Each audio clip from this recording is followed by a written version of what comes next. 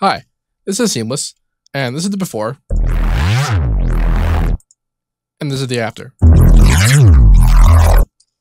So, what these are is this is a massive patch. It's the preset BruteZ with some modifications to make modulation more easy, and a whole bunch of Harmor resampling. I did this specifically because when I first started doing Harmor resampling back in the day, like June of last year, maybe it was like May. It was pretty early last year, but I was primarily resampling massive presets. And this is because I used to be a big old massive user before I knew how to do anything. And so I was just using massive stuff. So I decided, if I'm going to try resampling, I might as well try resampling stuff I know to use. And that would be massive presets. So if you remember my original tracks, Saturated or Fuzz Disc, this is a good example. They have very specific sounds, and it's not that I haven't been able to recreate them. I know exactly how I did them. I just didn't really do them again. But if you're curious as to what they are, it's extremely simplified Harmor resampling with just the massive patch. So okay, the massive patch, when you open it up, BruteZ, it has these envelopes engaged on the filters, and these two positions here, you can see the number's still there. But I turned that off because it does the modulation. It did the modulation automatically, and I'd rather control it.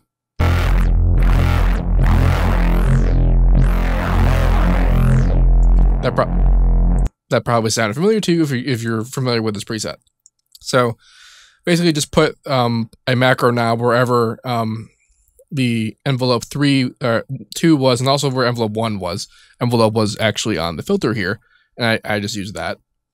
3 used to control the cutoff of the band reject of filter 2, so I just left it where it was, and then it's still there, but it's not doing anything.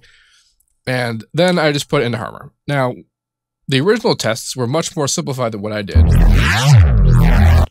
This is the first step, and early on, I discovered that if I just did a little bit of unison with 2 voices and maybe some prism, but that's just there for flair, it sounded pretty sweet. And this time I did basically the same thing, only I used some things that I learned since then, like how to use the harmonic unison pitch window, and to be able to do things like not unison the bass frequency so that the bass will stay stable. Real quick, I'm going to go over how I recorded you in Edison, because people have apparently forgotten. Not as if you had watched all my videos. I mean, back when I was doing the resampling ones, I would say this almost every video, and people would be like, I know about the Edison thing, and then I stopped talking about it. Look what happens.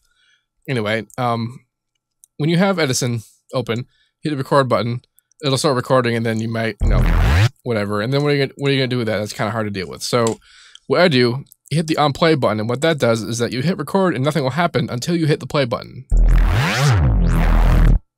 That's all well and good, but then you have this, and how do you be precise? Well, if you engage a loop or only play a pattern, and then hit play, you get a marker whenever the playback triangle, yeah, let's call it that, jumps. And so you get a song jump icon. Why is this helpful? Well, if you double click on it, it will select the entire region, and then you can even grab the end of it and move it around, and it'll anchor where that song jump thingy is. And then you hit delete, and now you have an audio file that is precisely the length of the pattern that you played, which is important for, arrangement reasons. And then you can click on this button here. This is the click and drag window.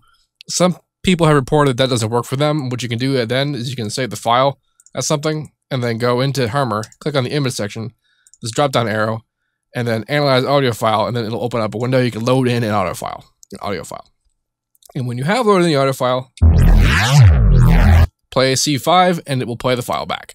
Now, as you can tell, BruteZ was originally a stereo sounding thingy, and it is not anymore in Harmor.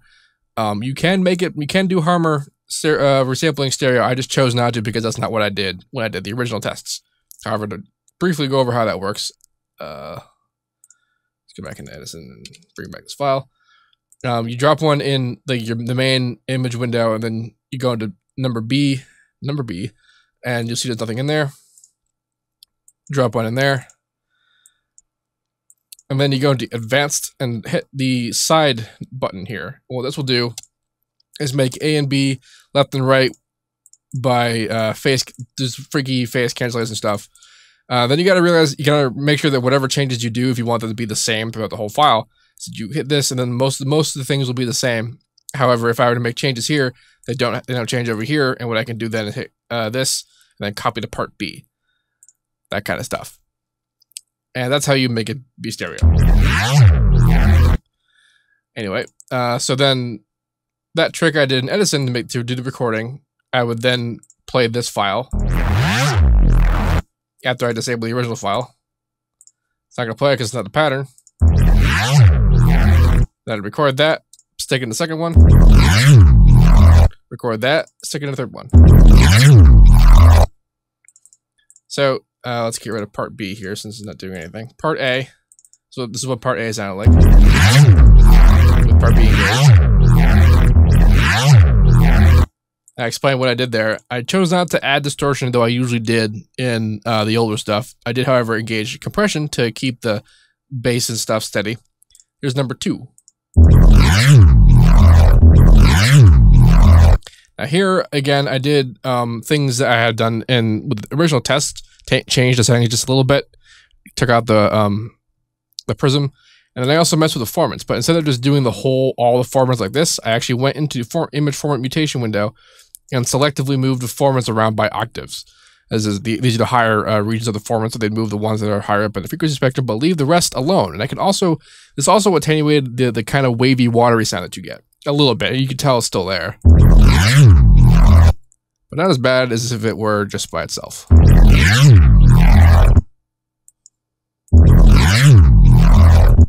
And such. The sharpness knob also helps with that watery sound. Like if I were to turn off both of these, and by off I mean put this to the original position. Right at the very end there, you can kind of hear what sounds like a lo-fi kind of effect that you'd hear from like a really bad MP3 render. And now it's not so bad. Now I did add a bit of distortion. I would usually go for log distortion, but I chose flat hat because I actually am familiar with what they sound like now, and I kind of like that. And then number 3. This is mostly a touch-up one. It's because it's mostly the same settings. Moved around the unison pitch window a bit. The sharpness is at max, and then the formats are off. So it's just like the finishing touches on the very last one. Now, I bring this up whenever I talk about resampling, is that usually when I make these phrases,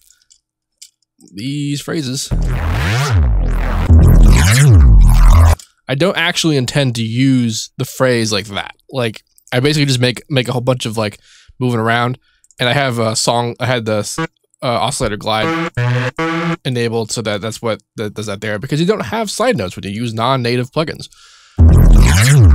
So I mean, I don't usually use it. So what I'll do is I'll cut it up, or sometimes I'll reverse it,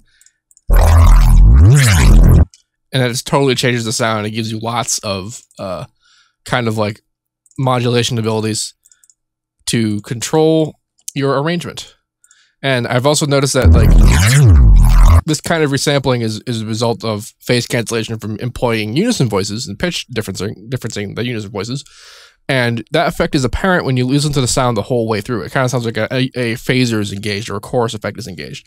But if you reverse it, obviously that changes it. But if you cut it around and start things like midway, then the like smoothest of the original like phasing effect is gone, and that makes it harder for the ear to hear that kind of followy effect. And like, that's what I would do for songs like Third Watch, which has a lot of Harmor resampling in it and such. Let's see, that's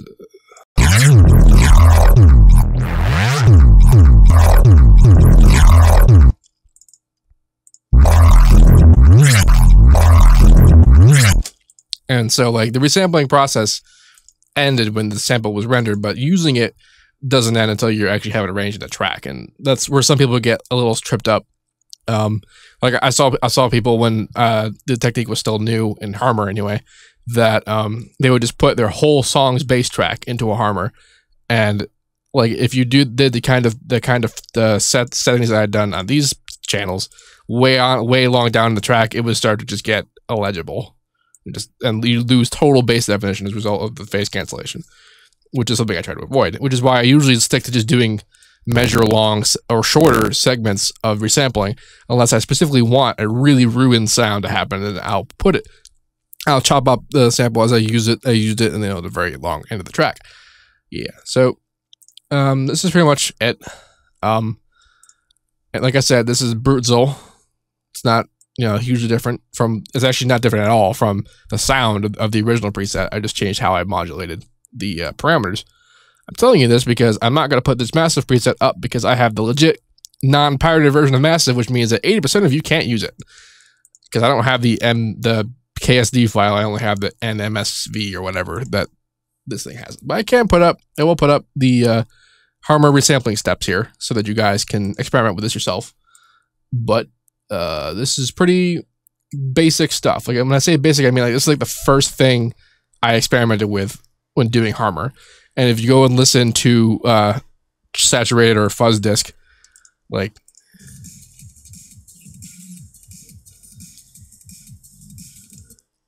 that sound should be somewhat familiar to you. So yeah, if you have any questions, let me know. I'll answer them to the best of my ability. And as usual, have a nice day.